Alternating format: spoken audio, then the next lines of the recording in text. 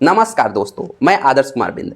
इस समय आसाम में भयंकर बाढ़ आई हुई है। सरकारी आंकड़ों के मुताबिक 1800 से अधिक गांव डूब गए हैं।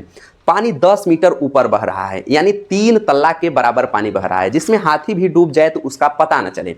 ऐसे में 68 लोगों की मृत्यु हो चुकी है। 4.5 लाख जानवर चपेट में आ गए हैं। 56,000 हेक्टेयर फसल डूब गई है। मतलब किसान की जो आखिरी जमा पूंजी थी, सब कुछ चला गया है।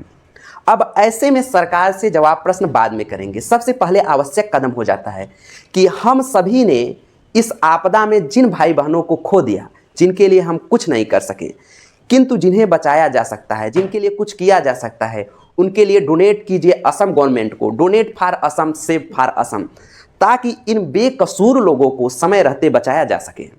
अब ऐसे में सरकार का कहना है कि नागालैंड में बादल फटने के कारण असम में बाढ़ आई हुई है, किंतु मौसम विभाग ने स्पष्ट किया कि नागालैंड में बादल नहीं फटा है।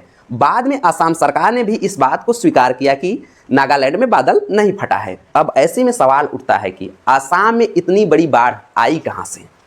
तिब्बत के मानसरोवर झील से यारलुंग तसांगपो नदी भारत में ब्रह्मपुत्र के नाम से प्रवेश करती है। ब्रह्मपुत्र की सहायक नदियां दाएं और बाएं किनारे से मिलकर असम में भयंकर बाढ़ लाती हैं। अगर देखा जाए बाएं किनारे से मिलने वाली मुख्य नदियों में तो दिहांग, दिसांग, लोहित, दिबांग, धनसिरी और कोपली हैं। वहीं दाएं किनारे से देखा जाए तो सुबनसिरी, कामेंग, मानस, संकोस, रैडाक, जलढाका और तिस्ता है।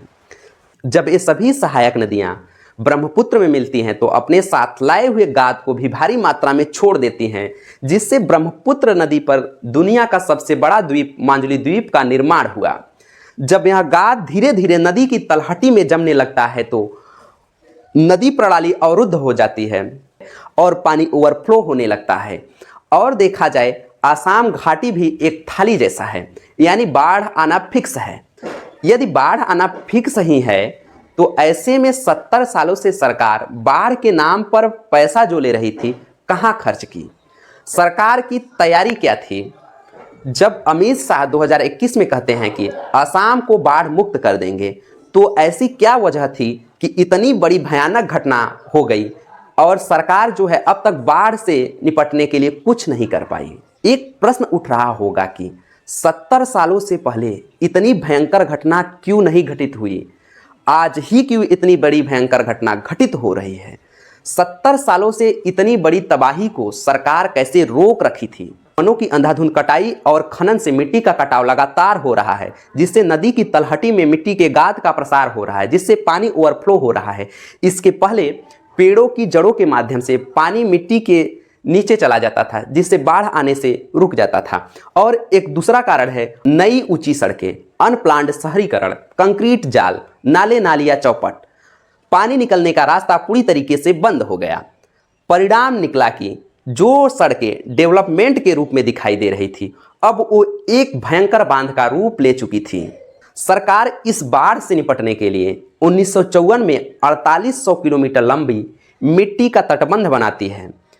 इन तटबंधों को वर्तमान समय में देखा जाए तो हर 2 किलोमीटर पर क्षतिग्रस्त स्थिति में है, जिसके कारण इन तटबंधों के ऊपर पानी ऊपर चढ़ गया और गांव में प्रवेश कर गया। गांव में प्रवेश करने में पानी 1 दिन लगता है और वहीं पानी वापस आने में 7 से 8 दिन लग जाते हैं। अब ऐसे में सरकार, सेना, एसडीआरएफ, एनडीआरएफ सभी ने मिलकर 5000 से अधिक लोगों की जान बचाई है। अब ऐसे में आपका कर्तव्य बनता है कि असम सरकार को डोनेट कीजिए। Save for Assam, donate for Assam. जय हिंद।